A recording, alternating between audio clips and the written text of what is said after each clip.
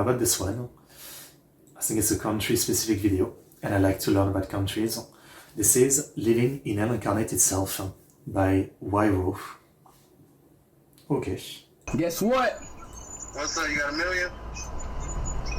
Guess what? What's up? Tell me. Guess what? What's up? Guess what? What? Oh!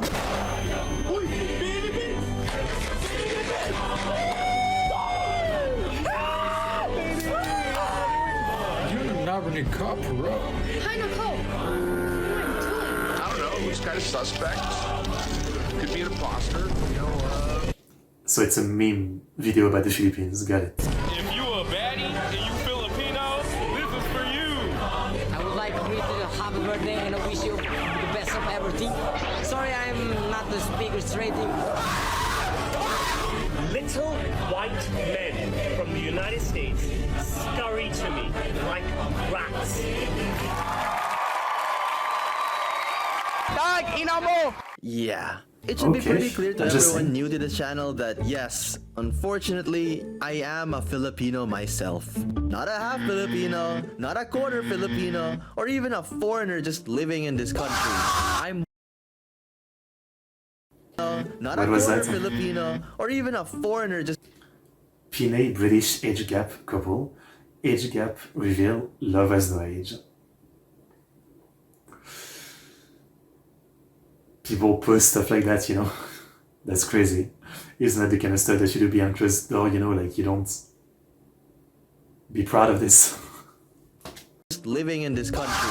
I'm 100% pure Pinoy and I spent my entire life in this hellhole until like 2 months ago. For a while, I haven't looked back from my life back home because of all its issues. But then I found a post on Twitter that said, quote, "Name one thing this country gave to the world." And this made me come back and reflect my thoughts on the state of my own country. And since almost every video I've ever made has the obligatory That is actually a good question, like, you know, I feel like I'm lacking culture, but I don't know. For me, obviously, personally, it's like viewers, right? I've got a lot of viewers from the Philippines, but what has the Philippines created? Didn't the Philippines create the karaoke machine? Or am I crazy? Isn't that one thing? That's a pretty good thing. That's what I can think of. Are you Filipino? Comment. I think it's time to lore drop a little because trust me, I have some very conflicting thoughts I'd like to share.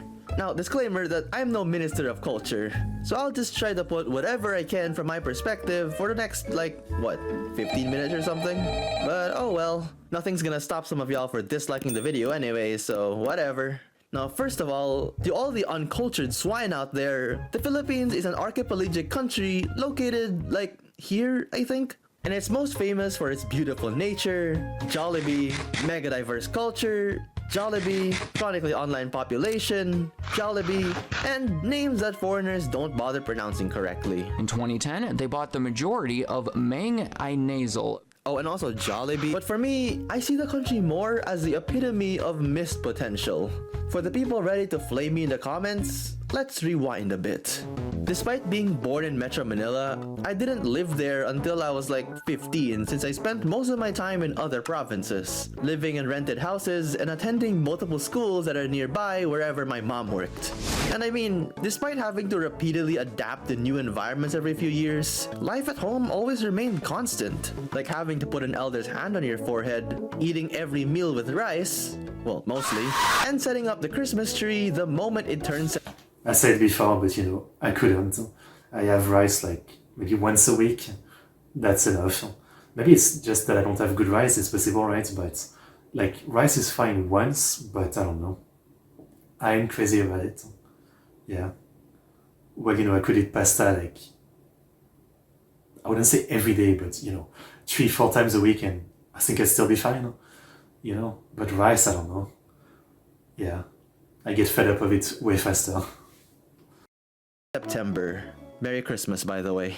And of course, I gotta mention the universal dread of 6 a.m. Mondays, when the iconic yellow vans finally bring me and my snazzy uniform to school. Almost an hour later, and I'm just in time for classes to start at 7:30 a.m.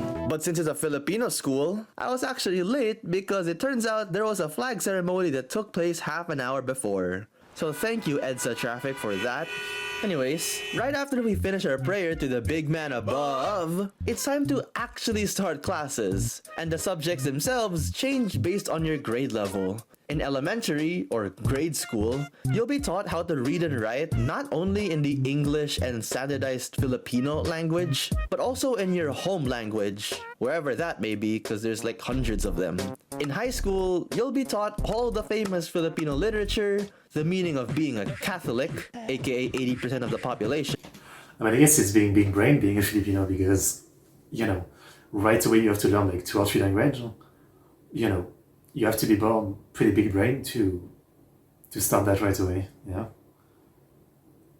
I feel like most countries will try to teach you a second language, but from what I've seen, most Filipino actually are like, not just a little bit, but totally fluent in at least English. And that's pretty damn impressive. I don't know. And home economics, which I fucking loved very much. Oh, and online classes took place in my 9th grade, and it was pretty much like this. You know, the transmitters on these microphones are not strong, like a Shure, you know, professional mic, like a... What was... And once you're in 11th grade, you'll be able to choose a strand that changes which subjects you will take for the next 2 years. Well, except for research classes, where every group of 5 students has their... Hello, Clement. The day is going. How about you? Produce and present their own research papers that correlate with their own strand, which was fun. So let's calm down a bit and talk about food. And God, I love some of the cafeteria food, man. If it's recess, have some pandesal, fish balls, turon, siomai, wieners, wieners, all these other 20 peso snacks, and fried or... gross. Topped off with some gulaman. When it's lunchtime, enjoy your rice with some pancit, corned beef, tocino, longanisa, and the goat itself, fried chicken. Topped off with fresh, cold Milo. But if you still have some leftover sinigang, spaghetti, or adobo, or as the cool kids call it, adobo, go ahead and pack it up in some Tupperware as baon. And fuck it, I gotta remind y'all again that fried chicken's the greatest food to ever live. And I'm especially... It's definitely top 10, I mean... it's pretty great. talking about Jollibee chicken, cause that shit just hits different, man. And let me detour a bit to ask what the hell adobo rice is. Because I've seen American reviewers talk about adobo rice, but our Jollibees don't even have that stuff. And no. Y'all also got Korean barbecue fried chicken? Bro, why are we missing out on such peak? Oh well. Let's at least give love to all the other local food shops out there. And especially the fan favorite... Mang ay nasal. Now that school's over, it's time to head back to the school bus and await all the chika or gossip that's been brewing for the past week. May jowa pala si Miss La Forteza? Isang YouTuber pala si Juan de la Cruz? Merong bagong transferee na Koreano at pogi? At, ay nako, nag-cut class si Carlos na naman para lang mag-ML sa bahay. As you can see, we Filipinos love our gossip, for better or for worse, since we love being social and treating each other like family. And I think this connects to how dominantly Catholic and Muslim the people are. Cause I was gonna say, like, there's this kind of impression that I get that people of East Asia got more of like, I mean, I'm sure not totally accurate, but they're more extroverted overall, you know, as part of the culture, you know what I mean? I kind of get this impression, yeah. I don't know how accurate it is, but it feels like that. these religions are strong believers in traditional family and friendship, and have influenced much of our culture, language, architecture, traditions, and holidays. And I think it's great to have both Christian and Muslim holidays, because that means I get more days to relax after the hell of finals week. And by relax, I mean attending the debuts of rich friends and attending concerts of the few celebrities who know what this country even is. Okay, but for real though, the way to actually relax after a stressful semester is to wind back and enjoy our scheduled lakwa to the new mall that had just been built. And Jesus Christ, God, Manila is so beautiful, where all the cool malls, churches, museums, beaches, restaurants, NFT burgers, and celebrity concerts are. And everything is so cheap too. Like only $5 is enough to eat for the whole day. And not to mention all the other beautiful landmarks, wonderfully nice people, and the eye-catching capital itself. Who wouldn't want to stay in my country? Seems perfect. Me. I didn't want to. And I left the Philippines months ago because, well, I lied. There's been so many videos I see that glamorize the country, YouTubers who say how amazingly cheap it is, konyo, or wealthy English-speaking vloggers who share their lives in luxury malls with fucking labubus and matcha lattes, tourists who only see the handful of clean beaches. It is really a double-edged sword that I've seen. You either have like the type of like travel YouTuber that basically always only show the positive and glaze the place they're in, because that's how they get, I don't know, more fans from it, you know, because I think most people, when they watch some foreign YouTuber going to their country, they want them to like it or something, and so that's how they get more popular. Or on the other hand, you have like the type that are always complaining about everything. I think recently there was some drama about like some Japanese vlogger, well, some foreigner in Japan that does vlog about Japan, that was like complaining about like the smallest thing, and making it seem like a bigger issue than it was, and how that has become kind of like a money farm for YouTuber to make some video about like some small Japanese issue, but making it seem like it's a massive issue or something, you know, just to get more views. So it's really like the two sides of the coin. It doesn't feel like, you know, I mean, I'm sure there's some channels that kind of do like talking about the good and the bad, but those aren't the channel that actually blow up, right? It's either like one of the other extreme that seems to be kind of getting big. I mean, if I ever do traveling, you know, maybe I'd do a video about it, and I think I'd talk about both myself. But, you know, when you see a video that like the guy goes to another country and is 100% positive about everything, you kind of know that simply because, you know, like that's how he's gonna get more viewers, I guess. That's kind of the vibe. And commentators who think our country is absolutely thriving or completely done for. But guess what? It's actually none of the two. And we actually have so much potential despite all the issues we have right now. Every single word I've said so far in this video is just from my perspective, from someone lucky enough to have a decent education in and out of the capital and have enough money to leave the damn country. Wonder why everything doesn't cost as much? Probably because everyone's not getting paid much either. Jollibee, despite being a national treasure of mine, is unaffordable for millions of people. And hell, even my private school's teachers admitted to not being paid enough to live comfortably, even with their master's degrees in education, being forced to take public transportation through the hellish traffic of the city every single day. We did watch a video once showing kind of the insanity of the traffic and going from like the little tri-bike to the bus, etc., etc. Like, it was madness. I mean, it is pretty easy to clog roads when you can just buy your driver's license, but I ain't judging. And those with decent money are probably already planning to leave for a better country. I mean, it's not just our massive diaspora population. Ask some of our rich Nepo babies and they'll tell you. Anonymous Pinoy Confessions. I have a friend, si Jeremy. He is a party goer. Because of his partying, he met very affluent and wealthy people. I asked how their parents became wealthy. Ang sabi sa kanya, the way they got rich is through infrastructure projects. They tripled the prices of materials on paper to receive more budget allotment, purchase substandard materials, and pocket the rest of the allocated budget. I asked if the kids were aware of the ongoing corruption scandals happening in our country and the heinous actions that their parents have done. Ang sabi ni Jeremy, bro, they don't give a fuck. I asked Jeremy kung natatakot ba sila na ma-expose sa media. Ang sabi niya, all of them have already moved away to Europe and the US, and most remain very anonymous. makes sense, obviously, you know, that's how it goes, right? I mean, the rich screw up everybody and, you know, for the most part, get away with it. Nothing new. Like, it's just no surprise there. And if you think our desire for foreign countries is just economic, think again, because it's also ingrained in our culture too. Now, you know how some people are known for being a bit too proud of their country? I mean, look at how some Americans treat their own damn president, but they're too proud of the— Yeah, the Turkey meme. I don't know how many times I've seen that. I mean, there's some countries that are like that, right? And the Turkey meme is big. I don't know if you guys have ever seen it. Like, people from Turkey have like this extreme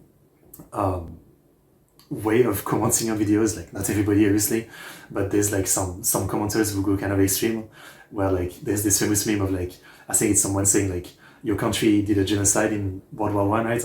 And the guy is like, yes, and I am from Turkey, and we are proud of our genocide, or something like that. So it's kind of like the classic meme of, you know, people being like over the top with their nationalism, I guess it's called. Yeah, I mean, American is a classic meme, obviously.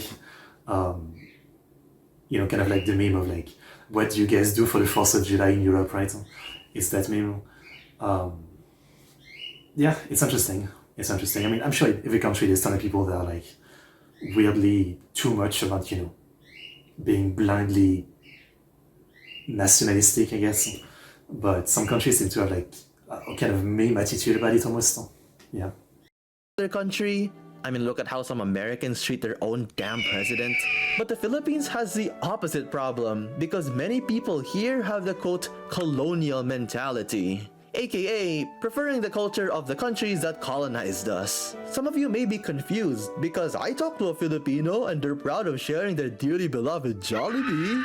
But outside of— Yeah, sorry, I do have a burden because I'm not using my mic. I don't have noise suppression. Otherwise you can't hear my voice if I use noise suppression. Sorry, that's why I mute after every time I talk. Speaking to foreigners, chances are the urban youth would prefer foreign music, language, religion, politics, and education while being oblivious to their own country's issues. What's your thoughts on the flag control issue? I think it's not safe for work answer. I think it's safe kasi like UST is part ng rally naman. Pero right, because I cannot. And I'll admit that I'm under this umbrella too. I make videos on Western topics, speaking pure English while listening to whatever this is. And just 2 months ago, I moved out, finally free from my Filipino-American identity crisis, which makes the entire concept of Pinoy pride feel a bit insecure, don't you think? How could people claim to be proud and nationalistic while also being attracted to foreign cultures? The answer to this lies in the weird state the country is in right now. Because while the Philippines is home to truly unique cultures, traditions, and landscapes, living in the country is a mess with lacking education, low wages, and high poverty rates. And you know what happens when you have a large population of poor and uneducated people? Yeah, they elect a former dictator's kid in a landslide and allow politicians to run the most egregious, shameless banner spamming I have ever seen. Wait, was it this channel that we watched the video about the banner spamming? It might have been, yeah. Yeah. Maybe. Combine all this in a country with typhoons and earthquakes every week, and you have an absolute fiasco. And this is the big reason why I'm mostly quiet when talking about my nationality. Because I'm not proud to knowing how many issues it has despite being rich in natural resources. This country could be so much more, but all it can show at the moment are glimpses of progress with help from foreign companies and those random street interviews. Watch brand has a crown logo. Relax. With all this said, I can finally go back to this tweet and answer the question in hand. Because in all honesty, this country gave a lot. Remember that this country is 7,000 islands full of culture and traditions, and the mainstream shit you see on Twitter only scratches the surface of it. Even if a lot of Filipinos aren't happy with the country's current state, many of them are still proud enough to share their country with foreigners. Even I myself would smile when the waiter taking my order is Filipino. And I think this perfectly describes what Filipinos are: resilient. Even with all the bullshit going on, even with all the drawbacks we face, we still want to declare that we're Filipino, and we're not going to give up so easily. I sincerely hope that the country could one day improve and be rich enough to bring its workers back. But honestly, I understand that it's a bit too optimistic. But oh well, we can only dream. Oh, and this country also gave the other Miss La Forteza. That's pretty gnarly too. Stay there. Hey man, bakit ang pangalan mo Nathan? Hindi ka mukhang homo sapien. Ikaw ay homosexual na Dalmatian. Para kang grade 1, magaling ka magbilang, pero hanggang 8 lang. She's rapping, but about what, I'm not sure. Interesting. I think there was a pretty interesting idea there, I feel like most people, well, actually that's not true because I just talked about, Turkey or America, right? But even in Turkey and America, I'm sure there's a lot of people that are like more critical of the country, but it doesn't mean that they don't like that country, right? So I tend to think that, a lot of people in that country think that, right? Like my country has a lot of problems, but I still like it. Because, is there any perfect country in the world? Probably not. I mean, even if we have the impression of it, like for example, I tend to think of like the North country in Europe. They always seem to be doing pretty well from the news, like, I don't know, Denmark and Sweden, right? There's this kind of impression they're doing pretty well. They have like, great healthcare, they have great salaries. Recently I saw some news that maybe it was Sweden or something, like over the last 15 years, they've been closing so many prisons because they don't really need them anymore. Like looking from the outside and looking only at positive news, it seems like good, right? But I'm assuming every country has some problem, right? And everybody would have something to say about it. But at the same time, the sad part is when you fully hate your country, I guess. I feel like the good way to be is to have a bit of both. I mean, obviously, like being able to be positive about some stuff, but critical about some stuff.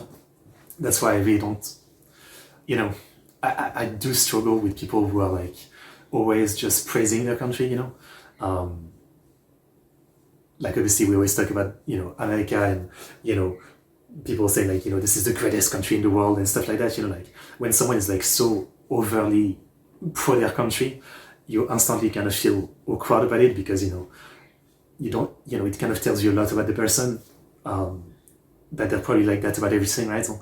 Their opinion and their view of things is like ultimate or something, so it feels kind of like you don't even want to engage, right?